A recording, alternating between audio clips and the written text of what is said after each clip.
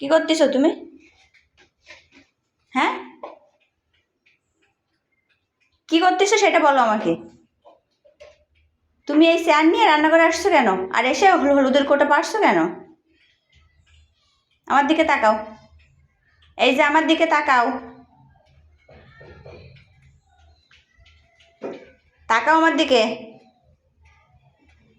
তো বন্ধুরা দেখো, আমি ওইদিকে একটু কাজ করছি আর ও চেয়ারটা নিয়ে সোজা রান্নাঘরে চলে আসছে, এসে ওইখান থেকে হলুদের কোটাটা নামাইছে। নামা ওই যে হলুদ, এখন হলুদ মাখছে। মানে এরে নিয়ে আমি একটা মিনিটও একটু শান্তিতে থাকতে পারি না। এরে নিয়ে একটা মিনিট যদি চোখের আড়াল করছি তো যে কি দুষ্টুমি করবে, মানে ওর মাথায় যে কখন কি আসে সেটা ও নিজেও জানে না। ও মাম্মাম, দেখো আমার দিকে তাকাও। এই যে সবাই কিন্তু তোমাকে ব্যাড গার্ল বলবে, জানো তুমি? আর এভাবে হলুদগুলো নষ্ট করছো কেন বলো? বলো।